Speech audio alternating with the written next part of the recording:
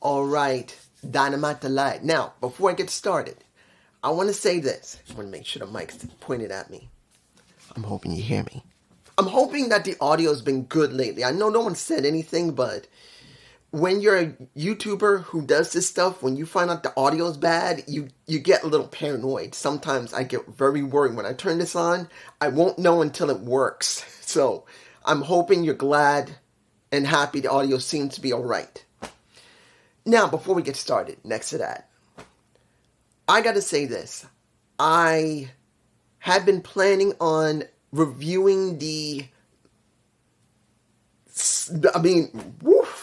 67 pages of what happened in the lawsuit. I have not seen it yet, except for maybe 1 or 2 pages. And admittedly, it's a little above my pay grade, if you're gonna say it honestly. It would take someone like me a bit of time to really look it over, but also have to consider how nasty it is. And this is the problem I got, guys. It's not that I don't want to do a gut report on this. It's that I have to be careful that I don't actually upset myself too much looking over this information, because since I do have depression and anxiety, that can mess with me. I have to be kind of careful. That's the reason why I'm being a little careful about waiting for more information to come in and trying not to pressure myself into it. Because you got to understand, anyone who's got something that I have, and everyone's different. Everyone's depression, anxiety is a little more or a little less. It's always something different. I know myself well enough that I have to be a bit careful here, because I am someone who's abused as a child. And some of that is not pretty. And I'm trying not to agitate that. So I know you're probably wondering, when am I going to do the video? There's a reason why I'm doing this. I'm still waiting for some more information. Remember, it happened last Thursday that Vince resigned. So I'm waiting at least a week or two, at least, for any new information. And I'm going to be careful how much I read. I don't know if I read all 67 pages. I want to make this clear to you. I don't know if I'm going to read all of it, but whatever I read, I will try to be as detailed as I can, at least in the respect of what I can understand, and then I can explain to you what I've understood. So I'm really hoping you understand that. So let's move on. Let me tell you this. Was this a good show? Yeah, it had some good stuff in it that's setting up for next week. But let's make this clear. The one thing that we were waiting for has now been stated. After the show, which is happening right now, it's like 10:15 already. We will get the ratings. In other words, not the ratings, the rankings for everyone who won and lost in the last 30 days.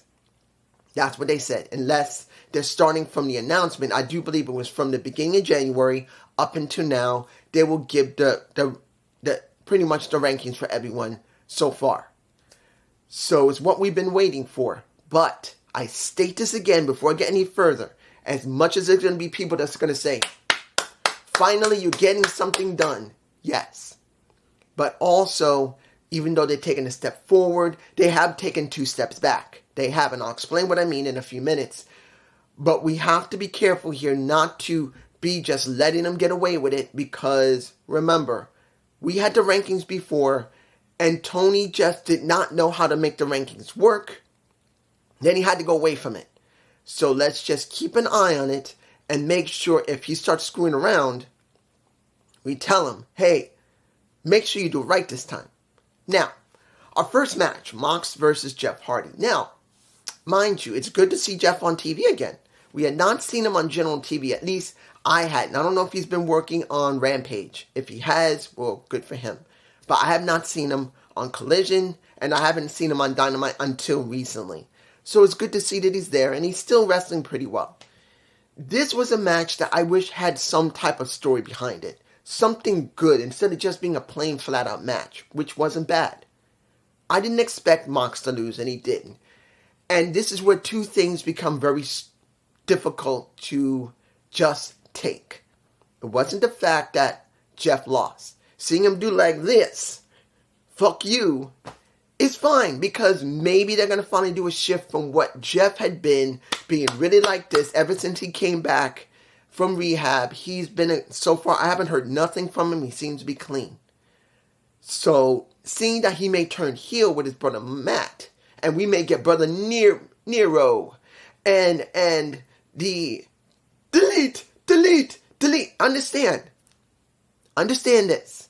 There were very few people who liked the Matt Hardy gimmick. I was one of those few who said this is great work and watch and see something great come from it. No, very few to almost no one agreed.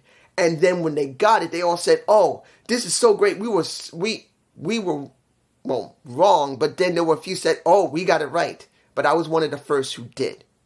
Not the first, but one of the few and one of the first who said this will work. The broken Matt gimmick was clearly well done. And we could be going back to that. So that might be something. But here's the two things that's a problem with me. CMLL. I do believe that's a pretty old promotion. I'm not sure. It's from maybe New Mexico, I believe. Is it CMLL? I believe it's one of the most oldest promotions. It is not the first organizational promotion like NWA. But it is, I think, I could be wrong. You guys can tell me below how old this promotion is. But I thought I heard that CMLL could be one of the oldest, or the oldest promotion that exists. And they do mainly Lucha Libre. But they appeared. And what the fuck? Now, I did not see Collision. And since I did not see Rampage on top of that, if anything happened between them, I don't know anything. Now, supposedly they're being guests, so I'm sure it's going to be good, but the question is, how are they going to build a story with it? Or are they just going to do a range of matches? That's going to suck. Second, Moxley himself. Let's make this clear. The major issue I have with Jon Moxley is not that he's doing bad work. He's not. It doesn't mean he does bad promo work. He doesn't. It doesn't mean he doesn't have charisma. He does.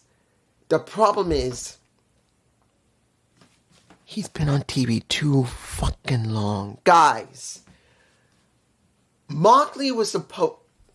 Understand, if you remember correctly, before CM Punk in the scrum, he got hurt. And Moxley had to take up the slack. And he stayed. Then the scrum happened. And then, yeah, there was 2 injuries. He got 2 of them. And then the scrum happened. And he still couldn't go off on vacation and take a break. And that doesn't count when he had to go to rehab. When he chose to go to rehab. Not that he was messing up, but remember, Moxley chose to go to rehab before anything got worse. He was a functioning alcoholic. That's not something that's supposed to be applauded. But he was functioning alcoholic. And he chose, he was tired of the wheel. He wanted to get off of it. And he did. That's not a vacation. That's getting your head straight and getting your body straight. Now, he should have been on a vacation over a year ago. And he's still going. And the problem I see, even though people love him, he's overexposed. And there's going to be a point where people are not going to be happy about that. You're overusing Moxley. Next to him possibly getting hurt again, because he took off again because of concussion. He needs a break. It's time. After whatever the story is, he needs to take a couple of months away to refresh himself and to give us a break of him. I'm just saying. Next, we get Hangman Page versus the one that Strickland had chosen in the Dealer's Choice match. So they were trying to set this up from last week. So we got Tola. He's one of the guys from the Gates of Agony. I never actually learned his name because it's very rare I watched him. And he's never been a singles wrestler. Honestly. One of the things that happens when you're a tag team, if you're not seen often, and they just want a body on TV, is that people don't always remember you.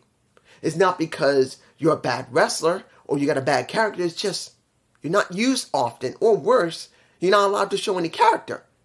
Now on RHTV, maybe he shows a lot of character, but not everyone watches Honor Club. I used to review it, but at a point I couldn't do it anymore because there was too much going on. I had to watch Impact, and I couldn't do it during then. It was during on the weekend, and then I really wanted to do NWA, and I couldn't do it. So there was understand, I had 3 shows I wanted to watch. I wanted to watch Impact Wrestling, I wanted to watch NWA, and I wanted to watch ROH, but I couldn't do all 3 at once. Either I had to do Thursday, Impact, which I couldn't do ROH. Then Saturday, I could have done ROH, but then I wanted to do NWA, and then I had to choose between the 2, and then I didn't want to do the other one. That's what happened. So I couldn't watch it. So I couldn't watch him. Now, the problem here is he's not bad of a wrestler. I've seen him more in trios and 6-man tag. He's fine. But here's the problem. He's a tag wrestler that should be a singles wrestler. I'm telling you right now, this guy should be a singles wrestler. Toba, I believe it, T-O-A. Toa. I think his name is Toa. He should be a singles wrestler. I'd rather see him be pushed. Because you know why? They don't got no fucking big guys. They don't got many of them. Except in trios or on ROH. Or should I say 6-man tag. The match was fine. You know what happened. Hangman won. There was a couple of moments where I think they might have gone a little far. Where someone might have got a little bit hurt. But it was an alright match. So it does go along with the story between him and Strickland. Let's move on. Wardlow versus Commander. Now, I did not see Collision on Saturday due to the fact I did Royal Rumble. So I don't know the full scope of what happened. But for what they said is Commander was talked to by Roderick. And I don't know exactly what happened. Maybe he was trying to get him to throw the match so he wouldn't get hurt. But he didn't. And now Wardlow just was sent to chew him up, which he did. But there might be a problem. Because during that match, which was a rough match, Wardlow might have hurt his left knee. If you watch the show, if you watch the match, unless you're going to watch at clips, you're going to look at clips instead of watching the actual show, which a lot of people seem to do. They don't want to watch. Look, I know that some people in different countries don't have the opportunity to see it. And there are people who work. But sometimes I think, as a wrestling fan, you can't just keep watching clips of what's going on. You don't always get the full context of what's happening. You don't get the full story. And you don't get invested. Now, mind you, I've done that myself. I've watched clips, but I usually try to do it for a Gump Report. That's the way I would do it, because if I can't see the show, I got to see what's going on. So maybe I'll watch a clip, or I will go to the alternative places to be able to at least try to see the matches that's going on. So I understand, but as a wrestling fan, sometimes you just cannot just do clips. You must sit down and watch a full show if you can. Because I know not everyone can. That's the reason why they do clips. But when you can, and you rather do the clips when you should, it takes away from your enjoyment, to be honest. I'm just saying this to people, and I'm not being rude. I'm just saying this to people who watch clips all the time instead of watching an entire show. Because as much as you may not like AEW or TNA or WWE or MLW, if you keep watching clips, you're never going to know if it's improving. I'm being honest here. You'll never know. Sometimes you got to eat the bullet. In other words, you got to have to watch the damn thing to see if it's gotten any better or worse. Just seeing clips means nothing sometimes. You don't get the full context. So, Wardlow managed to destroy him, but then I think he messed up his left knee. And yes, we did get Best Friends coming out. We got Orange coming out. And this is still setting up for Revolution in the match for the International Championship. There's no problem with that. But it's going to be a point when this match finally happens that Roderick is going to have to win. They can't let Orange win here. They can't. They're putting too much investment into Roderick. If they don't let him win, they fucked up. I'm saying it now. Sorry for so much cursing, but in this situation, a little bit of cursing is not going to hurt. Next, Chris Jericho versus Fletcher and the Don Callis family, except for Kateska by ringside. It was Hobbs and there was the Don Callis. I would tell you that Fletcher has gotten more better since he's been by himself. Honestly, Davis not being there is actually helping him because he really has begun to really improve his style.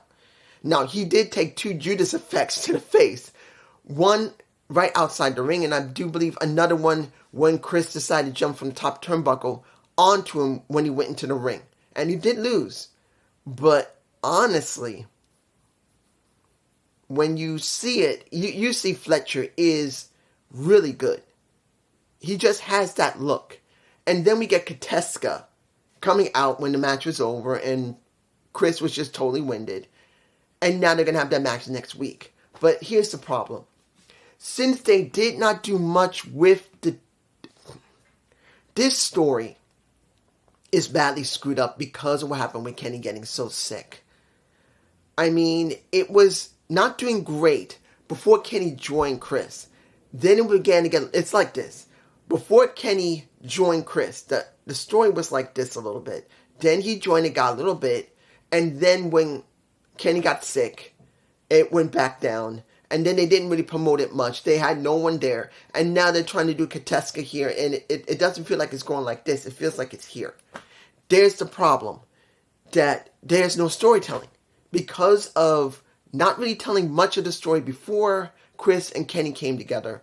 Then as it began to build, you tried to make it about, really more about Ricky Starks and Big Bill. But then when they started going back to it, Kenny gets sick. And now they're going back to it again after about a week or two because of when we got the match between the champions and Sammy and Chris. It just feels like they're gone from it, came back, gone, and come back. And it feels like 100% a dead story. It just does. Kateska is not gaining anything from Chris. It just doesn't feel like it. It doesn't. He should have gained something after he beat Kenny twice, I believe. That's just me moving on. Now, let me give you this. Here is a match that infuriated me. Yeah, I got infuriated. You got Deonna Purrazzo versus Taya Valkyrie. When you see Taya Valkyrie come out with her husband, Johnny, you see a woman. You see a woman who just screams main event. I'm sorry. And that angers me. Because they could have done something with Taya in the main event, and they've done nothing. They could have done something with the TBS title. They've done nothing. They've done nothing with her.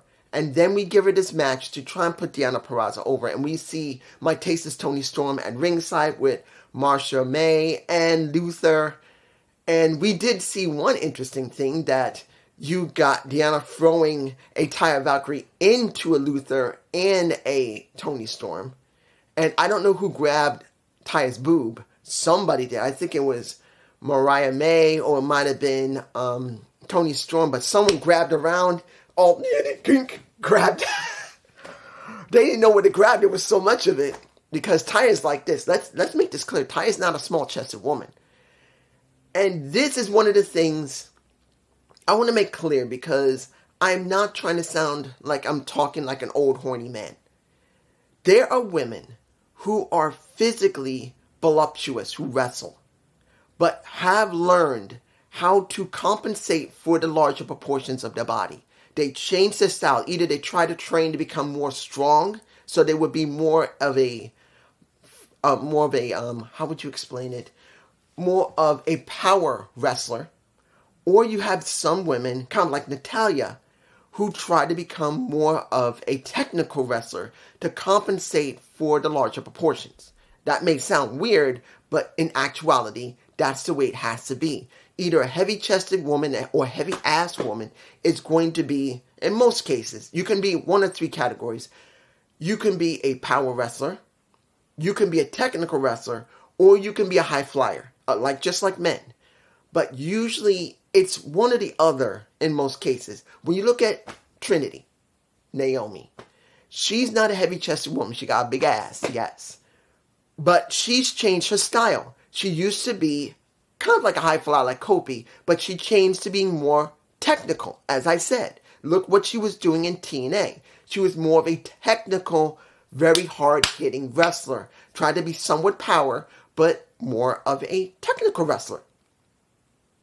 Look at Natalia Makovich from NWA. That woman is built like a brick chicken house. She's like this. She makes Natalia look like a little girl. The girl's got boobs bigger than her. But she's a heavy power wrestler. So when you see Taya Valkyrie, she's fast, but she's also a power wrestler. And one of those moments where it just happened, where someone's grabbing and they couldn't grab onto who was there, that just is one of those rare occurrences where, unfortunately, you see one of the weaknesses of a wrestler. She's a big titty woman. And when someone grabs at her, it's going to be a little sexualized. It happens. But here's the thing for me. I'm angry because Taya is doing nothing. Nothing.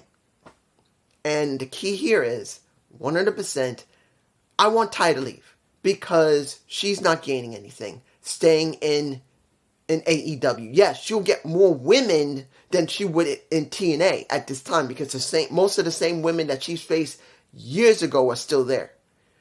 But at this point, what do you want? You want Taya to keep working with other women that the roster they have is pretty deep. So she could be wrestling a lot of women, but where? Honor Club? Rampage? Because this is only the second time I've seen her in a while on Dynamite, not even talking about Collision. It's either been Rampage or maybe Honor Club with ROH. And she should be something more. But now I have to say the other thing that infuriates me. The vid pack between Deonna Purrazzo talking about her life, how she got the tattoo. Excuse me.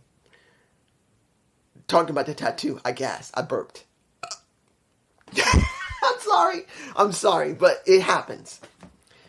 But seeing that vid pack, talking about how she and Toni Storm got the tattoos is one thing. But here's the problem. I liked the vid pack. It was perfectly fine. But now, you know what she reminds me of? She reminds me of now two women that's joined AEW. Saraya and Ruby Soho. She's being booked the same way as Saraya did and Ruby Soho did, where she's being brought in really strong to go up against the champion eventually, and it feels really rushed because instead of taking months, it's only a few weeks. And now, what do we get? What do we get? We got the same thing, if I'm right, when it comes to Ruby Soho and Saraya. They build them up, give them something, let them go on a high rise, and then they plateau. And then what do? They disappear. And that's what I'm worried about when it comes to Deonna Purrazzo. You can say a lot about Impact Wrestling TNA, even I have. But at least once they do something with them and they reach that emphasis, and then they have to crank them down, at least I can say with TNA, that at least they let them go away for a little while to take a break. Like what happened with Jordan Grace, who went away for a couple of months, came back, and counting if it was really an issue, and then they tried to rebuild them up again. So I'm worried about Deonna. Moving on. Bang Bang Scissor Gang. Let's make this clear. Is it getting over? Yeah. People like it. Was a segment between Billy and Austin where he wants to say, we got 2 words for you, guns up, and his father's trying to stop him and say, well, what do you think you're doing? It's something I do. Yeah, maybe some of you do, but I did it before you were out of your diapers. And he does it. And then you see Austin all upset, pouting. He turns his back to his dad, but he says then, yeah, I did what I did, but this is not my time. And he says guns up afterwards, giving a little validation to his son, Austin. I believe it, not Colt, but Austin, I believe. Is it Colt or Austin? Can't remember who. I think it was Austin. But seeing that they are working together, the two factions have now become one. Seeing that Juice Robinson's cardboard cutout is still being used, not the Jay White cutout, where they said he's been basically fired. The question here is, what now? Are they going to go up against the House of Black?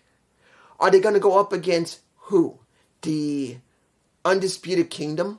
Who are they going up against? What are they doing? Because sooner or later they got to do something. Because I think eventually what they really need to do is combine the titles into one. The ROH titles and AEW Trios titles must be combined into one set of titles that can wander between ROH and AEW. They need to do this. They need to start combining titles. They got, what was the amount of titles they had? I'm going to remember here. You have the ROH Championship, the ROH Tag Championship, the ROH Pure Championship, the ROH TV Championship. You got the 6-man tag. Then you got the Trios titles. You got the TNT title. You got, I forgot about the women's title. That makes now 8. Then you have the women's title. You got the AEW TBS title, the AEW women's title. We have the men's title. We have the international title. That's 11 freaking titles, unless I'm missing one. I probably am missing one. I bet you I'm missing a title. I probably am. They need to start combining these titles or retiring them. This is getting stupid. But I'm just saying. And it's 13 or 14 titles. Not 11. 13 or 14, because I forgot the ROH tag titles and the AEW tag titles. I forgot them. I'm sorry, guys. So they need to start bringing these titles together.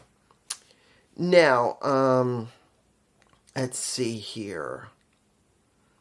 The talk between Sting, Allen, and Bill and Stark. Was it bad? No. I actually felt it was pretty effective. The only one who really doesn't have a great style when he talks is Big Bill. Big Bill has a monotone voice. He's like even, so he's never going to talk great. But he does a decent job when he's passionate enough that compensate for that monotone voice. Because that's what he's got. That's Big Bill. Big Bill. The boy just has a monotone voice. I mean, my voice is not great, even though I can do voices. But even I got like a monotone voice. I mean, I ain't great. I ain't great. You know what I'm saying. But just saying. Personality-wise, Big Bill is not bad. Sometimes he has such moments where he just shows it. But you get my point. Last match. And if I'm getting something, I'm sorry.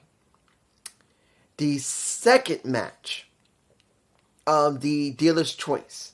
We got RVD going up against Swerve Strickland. Now, this is where it gets interesting. Not about RVD, because he just came in probably for another one-off. Unless he's been working the RH. RVD's not really doing anything. I don't think so. Unless he's working Rampage. I have not seen him for months. So he might have just been brought in as a one-off. This was not about that. This is what they used him for. Hardcore match. Because that's what Hangman Page set up. Because he made it very clear. It's not just about us picking the match. But also the stipulation of the match. And it's a hardcore match. Which, honestly, does add on to Swerve Strickland's work. Which I'm not having a problem with. It was good. Now, here's the thing. Once it was all over, and Swerve got help from, well, it didn't work much with Brian Cage, because Hook came out and interfered with that. So we're going to see what's going to happen eventually with those two, I think. It was after that, because Swerve won. We got him in the ring with Hangman Page, and Hangman Page and him had his moment. They both now have 4. Sorry about that. I forgot to turn off my alarm. But when you see that Swerve is basically, I don't need to do nothing with you, because Hangman made it very clear. We both have now 4 points. Even though I hate you damn bastard, we both got 4. And now we got to deal with this. And pretty much, he said pretty much to Strickland, you can't beat me. But Strickland said, I got nothing to prove to you. I've beaten you twice. But now, he says, every time when we face each other, it was always help. You cannot beat me clean. And he says, okay. And this is when they go into the 10:04, 10:05 minute. Because I kind of wish they went to 10:10. Because the most they ever do rarely is 10:02, 10:04, maybe. They never go and do what NXT does and do 10:10. Sometimes I think they need to. But pretty much, Strickland said, okay, you want to settle this? One more match. But after that, I'm moving past you. because I've already beaten you twice. So now we're getting it next week. Strickland, page number 3. Who wins goes up against Samoa Joe, because that's what they set up literally within a few seconds of that. And I kind of feel like they kind of rushed this, because I kind of wish they had set this up for Revolution. Because even though they are going to do it eventually, I do kind of wish that we had maybe an extra week, but they had to rush it because we're very close to Revolution. That's where it's getting there. We're getting there. And yes, they really don't have any plans for Revolution. They just want to get it over with quickly and then get this match over quickly so they can pick maybe the next person for Samoa Joe by Revolution. I don't know. But at least it is being done. The question now, that is one more match. How is it going to go? Will it be a straight match or will it be a very violent match? I don't think there was a stipulation. I think it's just going to be a straight match. And Samoa Joe was there and he's happy about it. And now we're going to find out what the deal is going to be when it comes to, will they really push a Swerve Strickland? Because I'm making it very clear right now. Swerve has been built very well. Swerve was nowhere when it came to working with Keith Lee. And I want to make this clear again, because I know people are going to start this shit. I'm not saying you will, guys. But there's going to be people going to say that Swerve literally was already made before even he dealt with Keith Lee. No. I know no one's going to say this, but I'm saying it. Swerve was doing nothing. He had nothing. It was not what made him working with Keith Lee or anyone else. It was Hangman Page. Hangman Page really made him because he was going after his position in the company. Because Keith didn't have anything. Look, what is Keith doing now? What is he doing now? Is he still working RH? And everyone else before Keith Lee that Swerve was working with, what are they doing now? The only other person he was working with was Darby Allin. And yes, it worked. I believe he did deal with Darby Allin at one point. But at this point, it's not enough. Darby was on the track for something else because he's one of the pillars. He wasn't going to be able to get Swerve over. It had to be Hangman Page. So now, is Tony going to pull the trigger on a Swerve Strickland? If he does not, this was a waste of time. I'm making it very clear. It's not because I want to see Swerve there because he's a black man. No. Even though I'm part black myself, I got black in me. It's not about that. Because I know there's going to be people saying, why'd you bring that up? Because there's going to be people that's going to think like that. I'm sorry. Swerve made it very clear in the very beginning of their feud between him and Hangman. He wants to be the first black AEW champion. Not AEW champion, but the first black champion. And I'm telling you right now, if they pull the trigger on him, that is what they're going to talk about. And as I've always talked about, in wrestling, there's stereotypes. There is stereotypes in pro wrestling.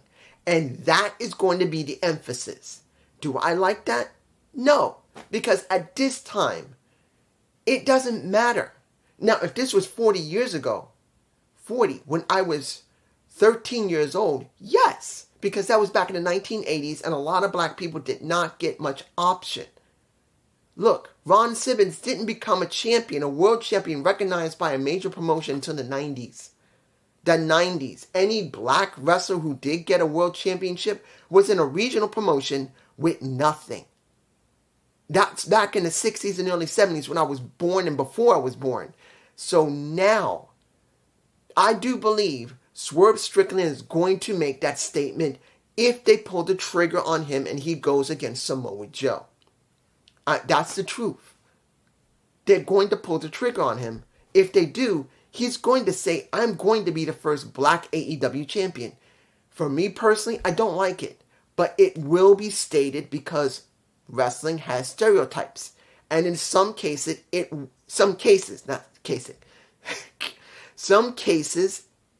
works. In this situation, since the company is so new, it would work. Because people will get behind Swerve being a champion and being a black man for the first time in this company's history, to being a champion. It will happen if they pull the trigger. But this is just me. Peace.